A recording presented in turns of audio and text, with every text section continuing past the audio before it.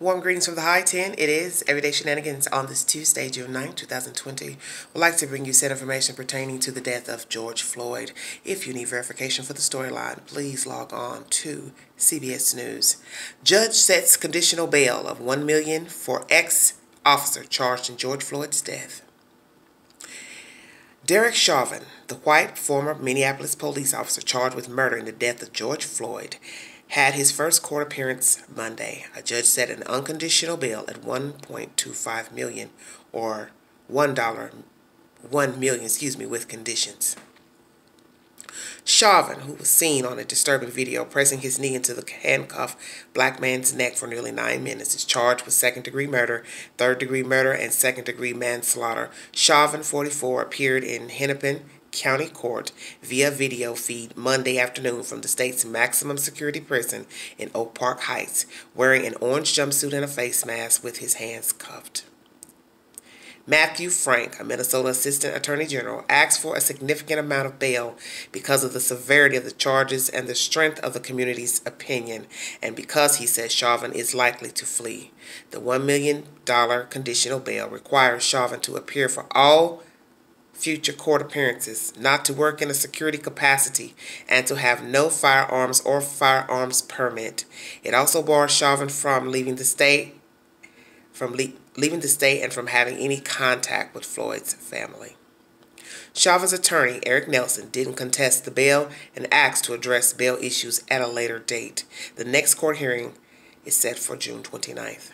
Floyd's death on May 25th has led to nationwide protests and calls to end police brutality and systemic racism in law enforcement.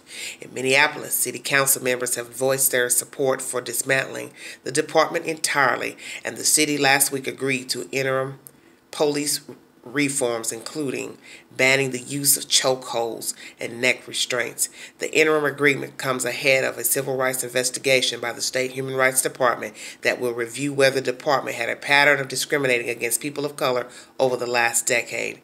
Three other former officers, Jay Quinn, Thomas Lane, and Tuol Tail, are charged with aiding and abetting in Floyd's death. Last week, they were held on $750,000 bond. All four officers have been fired. Okay. And the reporter on this story is Aaron Donahue, for CBS News, if you need verification for the storyline. So, Derek Chauvin's bail is at $1 million, unconditional bail. Okay, we will see if he makes bail. I'm sure there are some kind folks out there that would love to run to his aid and help him make the bail. We will see.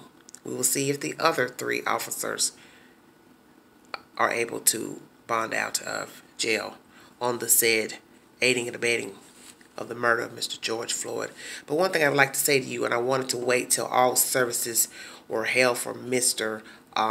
Floyd before I made this comment I'm going to make. Someone has sent me something. It was through Facebook Messenger. Someone has sent this video. Obviously, it's viral, and I don't think a lot of people have paid much attention to it, but someone did, because there's always someone out there that will take note to anything visible to the eye. If you go back and watch the said murder of George Floyd by Derek Chauvin, if you will watch carefully, when he is dragged upon the gurney, the people who come to aid to pick him up and put him onto the gurney are law officials, not EMT. He was never rendered resuscitation by EMT medical staff. Do you hear what I'm saying to you? He was not resuscitated on site. So who is to say, to God rest his soul, that he could have had some life in him then? I don't know, because I wasn't there. Yes, he looked limp, deceased, whichever word you like to use. But I am one of those type of people that feel like that is the purpose of machinery, is to help aid you to get breath in you. So if no one is administering CPR to you, then your chances would be grim. So who's to say, had someone told this nut, this psychopath, to get his knee off his neck, render him aid when you saw he was no longer talking, no longer mumbling, no longer moving, perhaps Mr. Floyd would be alive today. And we will never know that because, one, no other civilian was able to intervene, naturally for security reasons, risking their own safety to end up in the same condition that Mr. Floyd ended up in. No other officer rendered aid, just taunts from another officer telling him to get up when he knew Chauvin's knee was in his neck. And when the ambulance arrived, no EMT worker performed CPR on Mr. Floyd. Not even one.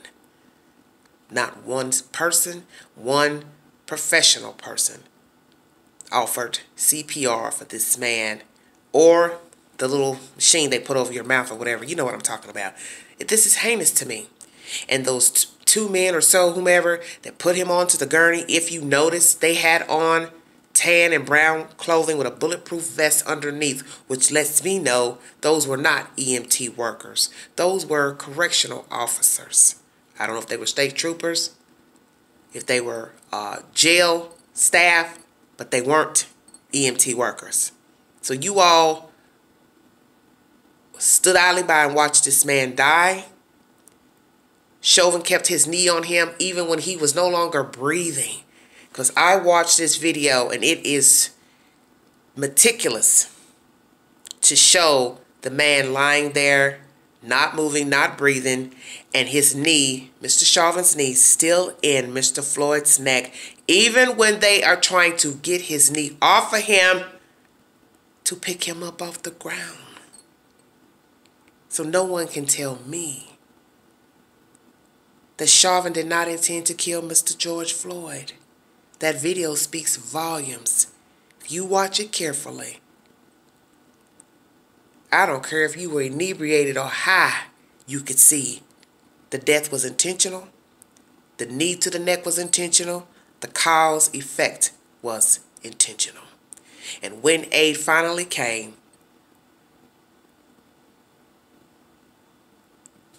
knee still to the neck. He knew what he had done to Mr. George Floyd. Chauvin knew what he had done. And even knowing the man wasn't moving, he still kept his knee in his neck until they all realized George Floyd was deceased or out, whichsoever. And then here comes the ambulance. And the way they dragged his body onto that gurney like he was a rag doll was so disgraceful. Just disgraceful and inhumane.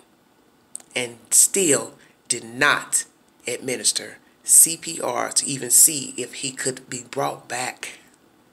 Because how will you know if he is fully dead unless you administer CPR? And then they say they worked on him an hour at the hospital. Some may think, I don't know if that's true. I don't know if it's true. I just know that's what was reported in an article that I brought you the other day. But I said to myself, they probably did work on him an hour. Because you knew the damage that had been done to him lying out there on that street that long with a knee to the neck. Now you're trying to resuscitate a dead man. Chauvin is where he should be. The other three officers are where they should be. And if they will bond out, bail out, whichsoever, I do not know.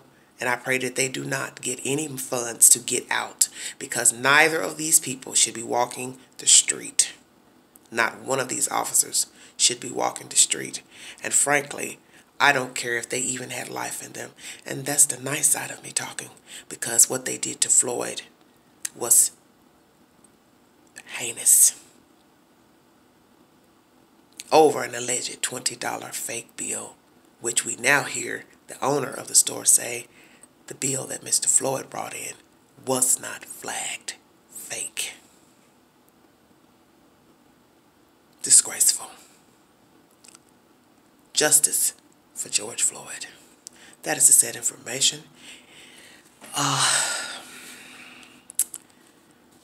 Prayers to his family. Prayers to his family, to the Floyd family. Like, share, subscribe. Drop your comments below. Thanks for joining me. This is Everyday Shenanigans. You all have a great week, and I will be back with another video. Thanks for joining me. Bye-bye.